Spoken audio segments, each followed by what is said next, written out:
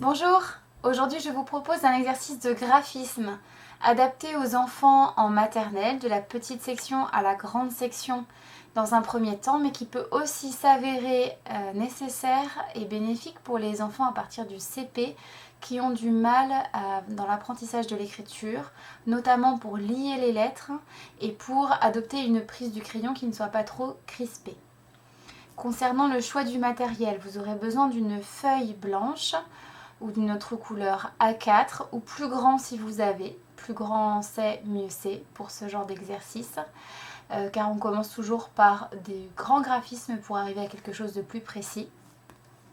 Nous avons besoin de crayons de couleur.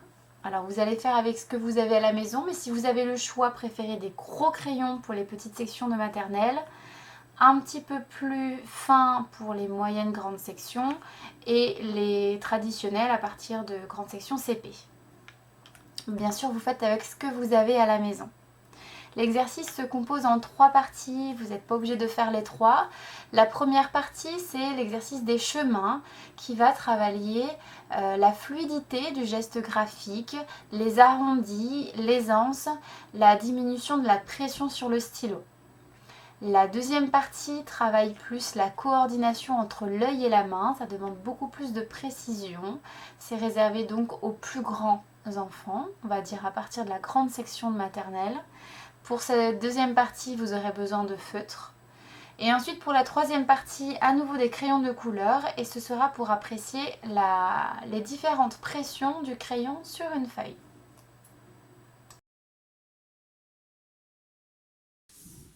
Je vais commencer avec la couleur bleue et je vais tracer un chemin qui commence sur un bord de la feuille et qui va se promener tout au long de la feuille en faisant des boucles, des vagues, des formes arrondies et on évite les angles. On veille à ce que l'enfant ait une tenue décontractée du stylo. On regarde son épaule, son bras et on l'incite à se relâcher si besoin par un contact physique. Cette partie de la main doit toujours être en contact avec la feuille. Une fois que mon chemin bleu a bien pris une grande place sur ma feuille, il va sortir et c'est une autre couleur qui va rentrer non loin de là et faire à nouveau sa promenade sur la feuille de la même façon. Le geste peut être plus ou moins lent ou rapide. On veille juste à ce qu'il soit grand. Voilà, il ne s'agit pas là de faire de toutes petites boucles comme ça, il s'agit de faire de grands mouvements. C'est pour ça que plus la feuille est grande, plus ce sera utile pour décontracter le geste graphique. Et je sors. On peut continuer comme ça à l'infini avec plein d'autres couleurs. Étape numéro 2, je prends un feutre et je vais choisir de repasser sur une couleur de chemin. Donc là par exemple je vais prendre le vert, je me souviens que j'étais entrée par là et je vais essayer de repasser le plus précisément possible sur mon chemin vert tout en gardant la consigne de rester détendu et de ne pas s'arrêter, de ne pas relever le feutre. Si je vois que je me trompe un petit peu, c'est pas grave, je continue, le but étant de garder un mouvement fluide.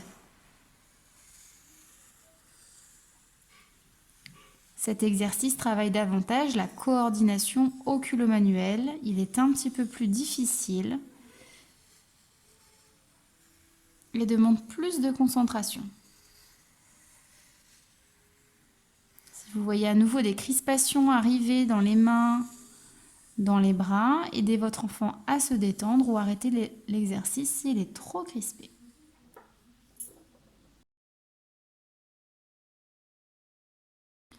Troisième étape, je choisis un crayon de couleur et je vais essayer de faire différentes teintes avec le même crayon. Les parents, vous pouvez sélectionner des petits morceaux du dessin de cette façon-là, en faisant les contours, de façon assez marquée que les enfants les voient bien. Et il va devoir, avec le même crayon, faire 3 teintes de la même couleur. Je vais commencer par exemple avec un bleu très léger, un bleu moyen,